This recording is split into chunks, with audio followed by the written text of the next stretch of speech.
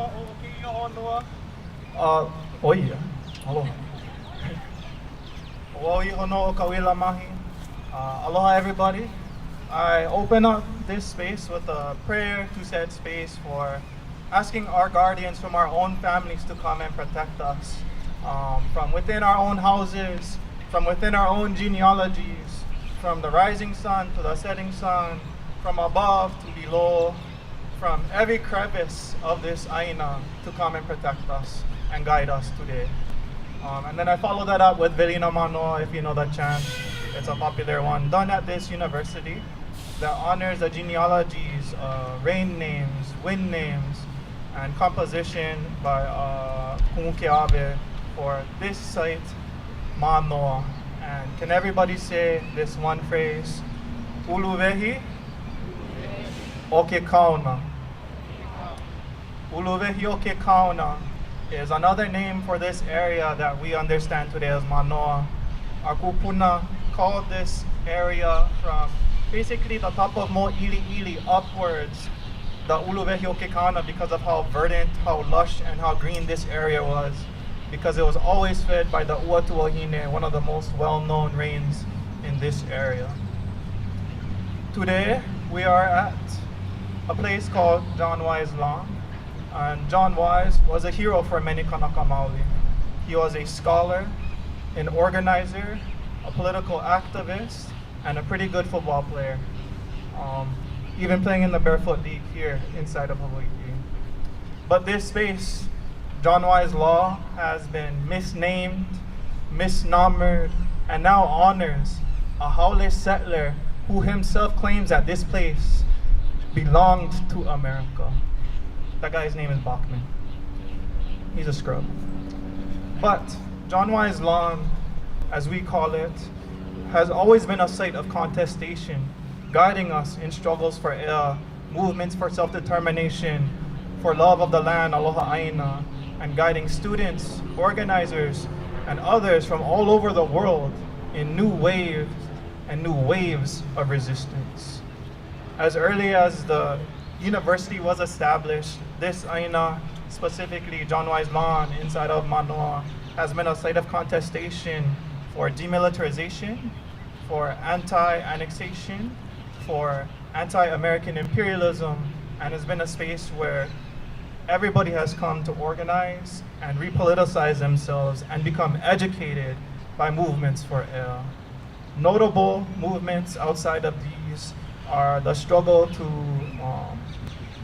end the war in Vietnam and stop the draft, the movement that built this kuahu that stands beside us in 2019 that was built with pohaku from Kaneohe to stop the desecration, the further desecration of Mauna Awakia, one of our most important sites and one of our genealogical ancestors. And with that, I'll pass the mic off.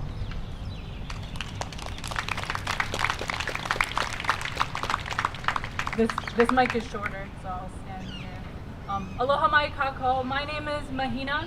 I am a graduate student of University of Hawaii Mānoa, and I'm a member of this community. Today, like all of us, I am speaking on behalf of myself and representing myself and my ideas, but I can imagine we're all gathered here today to share some of those ideas, common grievances and arguments that we have the right to share. So I'm going to begin by welcoming you to the University of Hawaii's participation in the National Day for Higher Education. Before we get started with these events, I must lay some ground rules. The topics discussed here today are being elevated because these topics and voices have deliberately and systematically been threatened and silenced by the efforts of the Trump administration. We do not all have to agree. We are here to make our voices heard. Each of us only speaks for ourselves, but we share a common goal.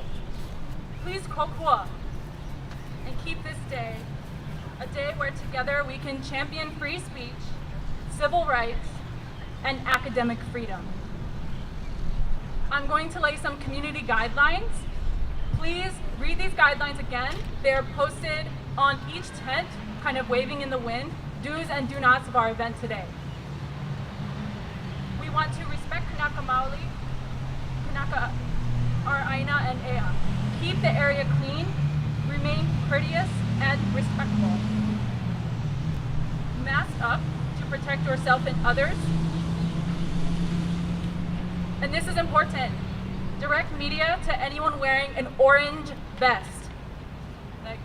I think I see a friend back there in an orange vest, okay? Direct any security concerns to campus security if you can spot them, or better yet, we have a security liaison in a yellow vest. Multiple of them, I believe. Speak for yourself, do not speak on behalf of others, and come with an open mind and be ready to create art, share our ideas, and share this space. And this is also important. Do not engage or provoke agitators, which we may expect to arrive here today. Do not engage with media or press. Point them in the direction to the gentleman in the orange vest. Do not engage with campus security unless it is to relay a security concern if you feel comfortable doing so. Do not photograph people's faces without affirmative consent.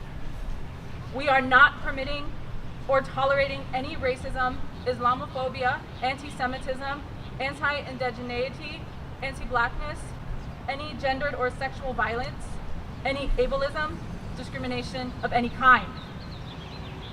We are not here to use alcohol, drugs, or smoke, and please do not block any pathways or doorways. Now that I've laid the ground rules, we will be reviewing them throughout our time here. I wanted to make you folks aware of the food and water tent where we have a supply of food, water behind, I'm not sure who's next to the alu tent. There's a pile of water bottles there, and I'm sure people can point you in the direction of the food tent if you ask. So it's the second from the end, right in front of me where she's waving. I want to begin by discussing one of the many flashpoints for this event. Content that previously expressed explicit commitment to diversity, equity, and inclusion has been removed from our university's web pages. And the individuals, we have 416 signatures on a petition to demand that the University of Hawaii and President Wendy Hensel and her administration restore our diversity, equity, and inclusion digital content and programs and language. Why has UH removed words like women, diversity, biodiversity, equity, justice, and belonging? Who or what entity is responsible for removing our language? Who is making the calls, and why do they presume to speak for all students, staff, faculty, and members of our community? We have received conflicting justifications from President Hensel and her representatives. We know the Trump administration has issued numerous executive orders with the intent to assert a white cisgender patriarchal authority into education across the country. We know also that all executive orders are being legally challenged, including by our own Attorney General of the state of Hawaii, federal and state legislators. We also know that universities across the United States, including Columbia, Johns Hopkins, universities, well, maybe Columbia wasn't right, colleges across California, Oregon, Massachusetts, Washington State, are doing so in defiance from the threats from the White House. Alan Garber, president of Harvard University, wrote in a letter to the Trump administration on Monday that as a direct response to his quest to command and control America's higher education system, he states, Harvard became the first university to officially resist the administration's abusive intimidation, and it is urgent that it not be the only one. Its actions are supported in recent weeks in statements by other academic leaders, including the presidents of Princeton and Wesleyan. And this lights the way forward on a vital path in fighting President Trump's war on the independence of higher education. I will be presenting that petition to President Hensel's office later this afternoon. I now hand over the microphone to Kanoi Kesem Ka'avaloa. Kanoi, please join me on stage. She is a sociology student who will be moderating our opening panel, and she will explain why a bold approach of diversity, equity, and inclusion at UH matters.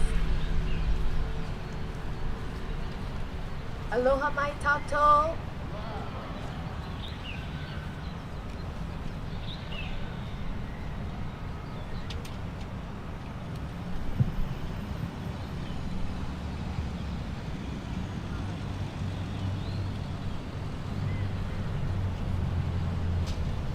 O kanoi ko uinoa, no kalapana Hawaii mai au.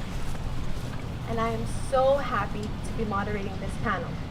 I'd like to shout out Dr. Marina Carides, Professor of Geography and Environment, for organizing it. But first, a little UH history. Look around you. Who do you see here? Who's missing? Clearly, we have diversity on our campuses.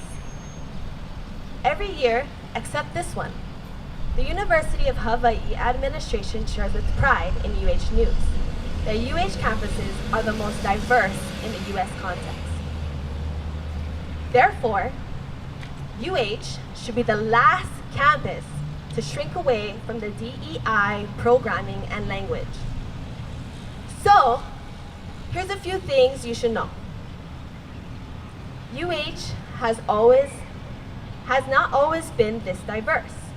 The diversity across UH in 2025 exists not only because of the state's demographics, but due to the DEI programming and websites that seek to include who is missing.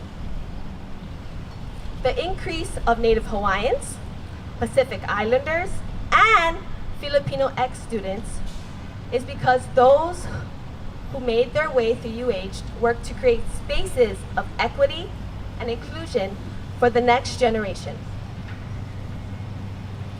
What we are fighting for is for restoration of our virtual presence and desire for uncompromised support in the DEI by UH leadership for the next generation.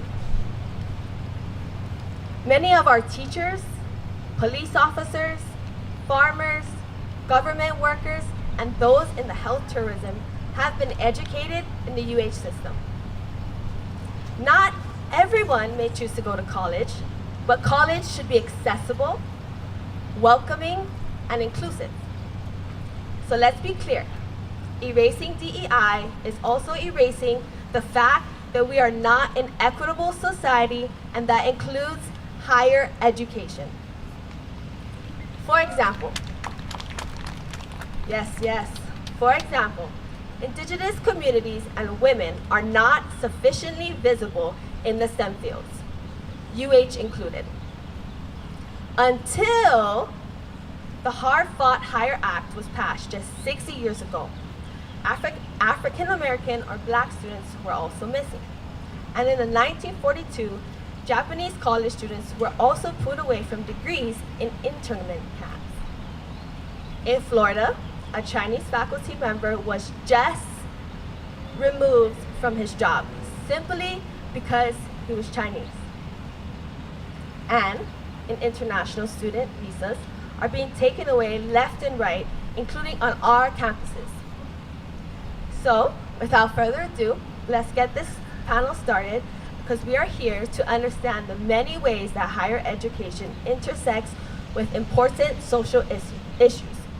So I have the honor of welcoming our speakers today, Dr. Lois Yamauchi and Brooke Chapman de Sosa.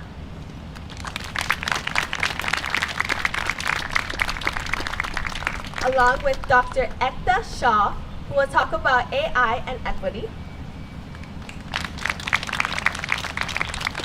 Next will be Cindy Franklin, student and faculty of Justice in Palestine. Woo! Next, we have Yasmin Chain from the Hawaii State Commission on the Status of Women.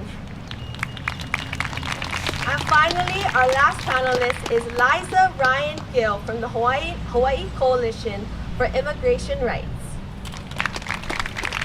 Woo! Give it up!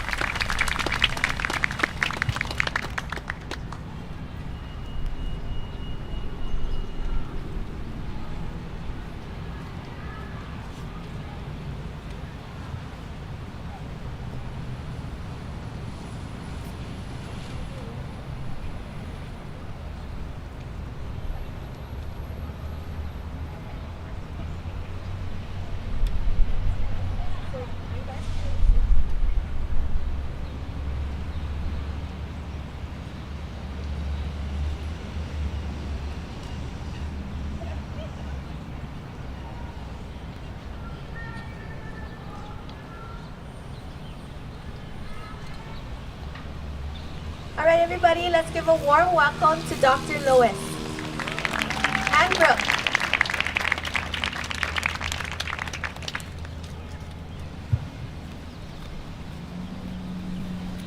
Aloha kako. My name is Lois Yamauchi, and I'm a professor in the Department of Educational Psychology at across the street College of Education. I'm here with my colleague Brooke Chapman de Sosa, and we're here representing the Hawaii Scholars for, we recently changed our name, so I just want to make it say it correctly. Hawaii Scholars for Education, Social Justice, and Diversity. We are a volunteer group of scholars who conducts reviews and disseminates research on education and social justice in Hawaii. So we're made up of faculty, researchers, students.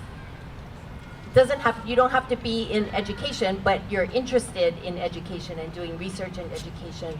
We have a goal to use research to promote dialogue and to create informed consciousness about public education in our state, including higher education. So that's why we're here. We partner with educational groups and nonprofit organizations and educators to do our work. And we recently decided to add the D. We formerly were called the Hawaii Scholars for Education and Social Justice, but we decided to add diversity to emphasize the importance of diversity and equity, which have always been core values of our group.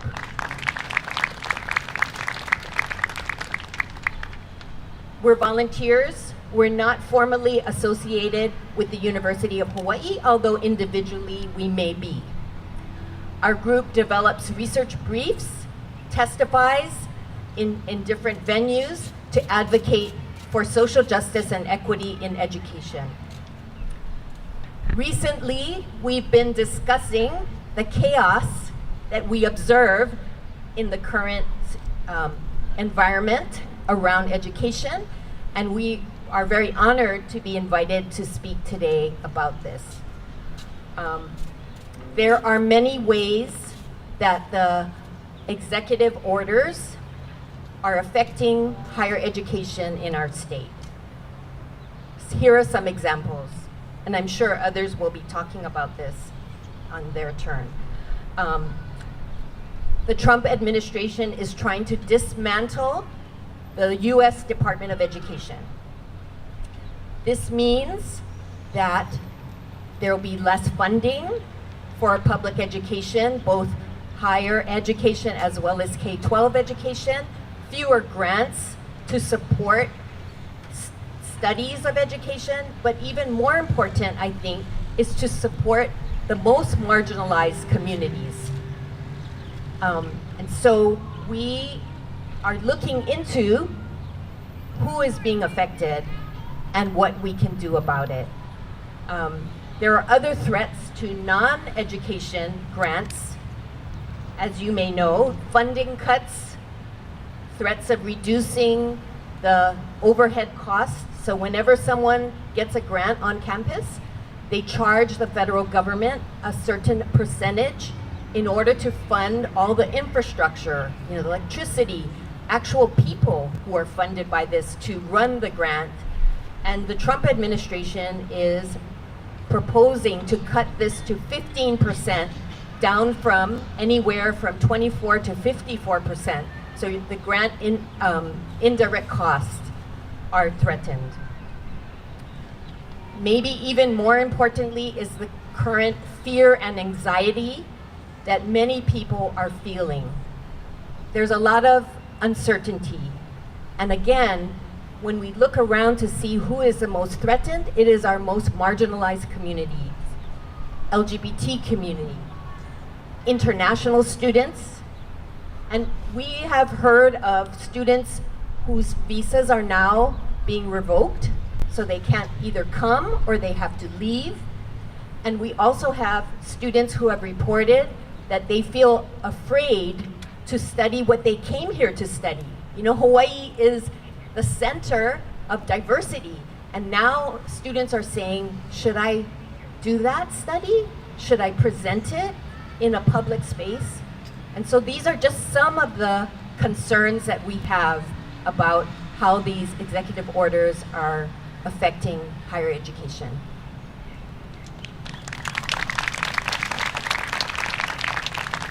Aloha kako. I'm Brooke Chapman de Souza, and I'm an associate professor across the street.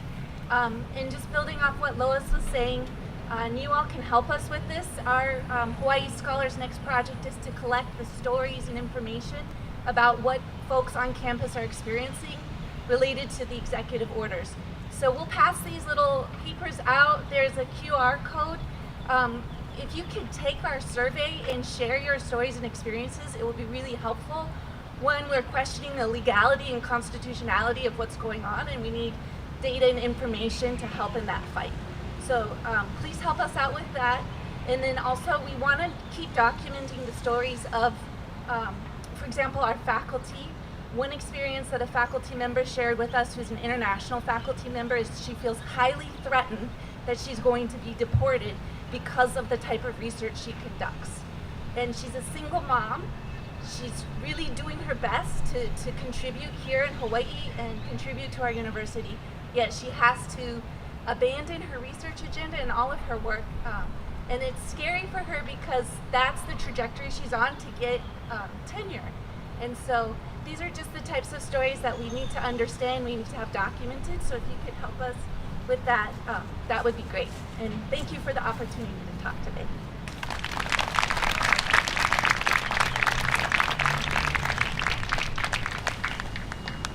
Thank you, Dr. Lois and Brooke. All right, let's give a warm welcome to Dr. Ekta Shah, who will be talking to us about AI and equity.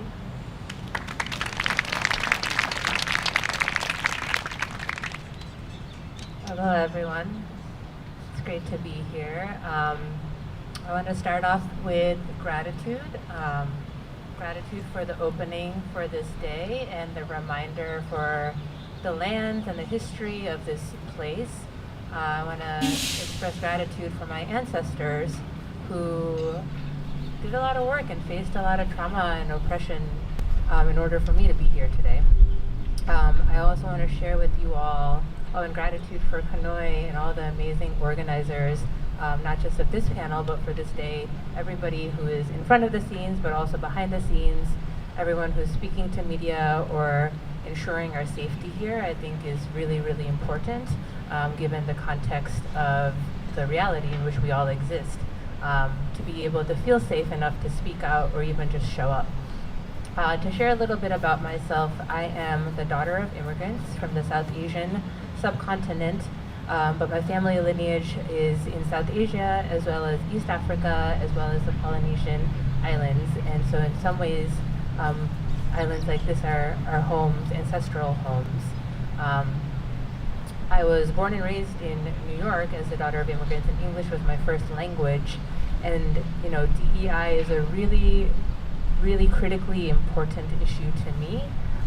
It was DEI programs that allowed me to get access to opportunities in high school.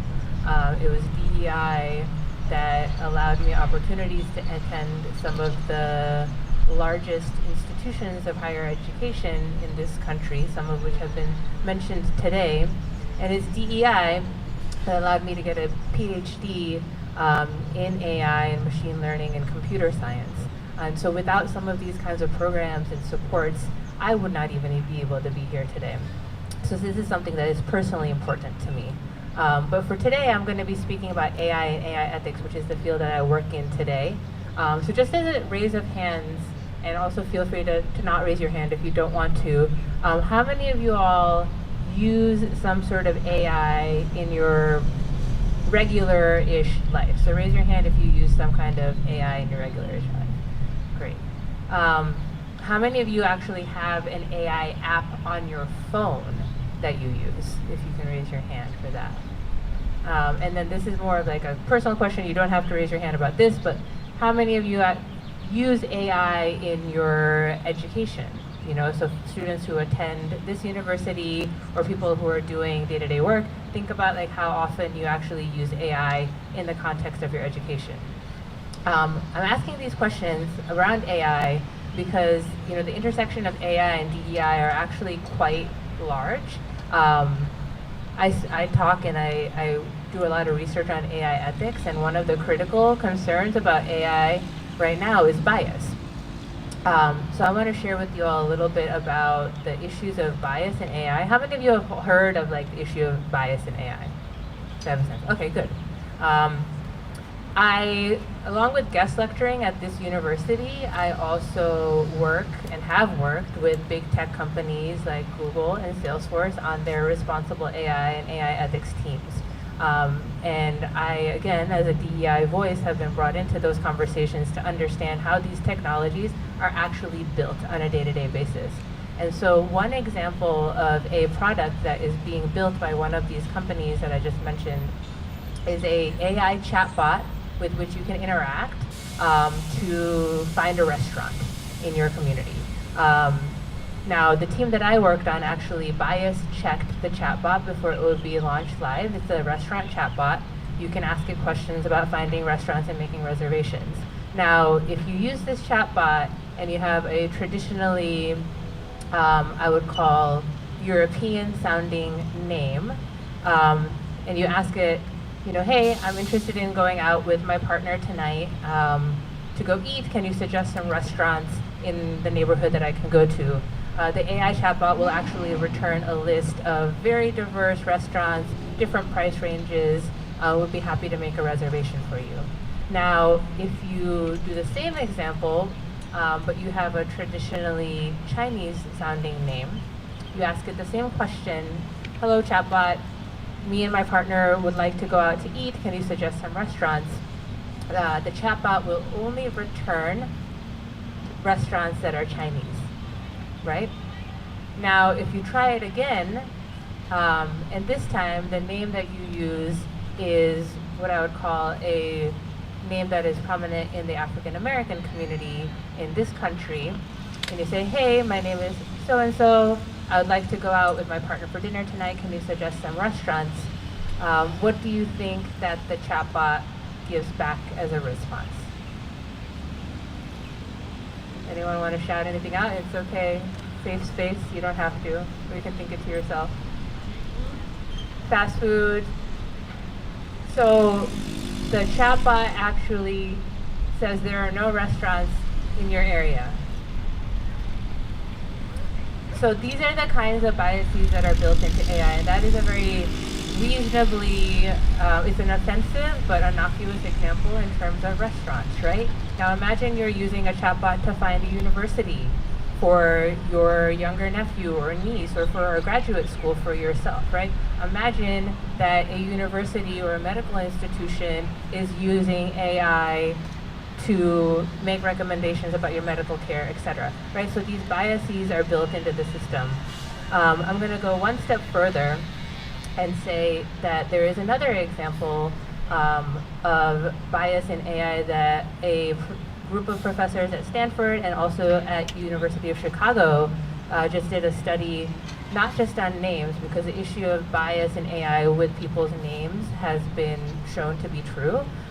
This time what they did was they just used people's voices. So no image, no name, just voices. And they used the preset of a trial. Let's say that there is a trial that is going on and there's all this testimony in the trial. The only thing we're going to feed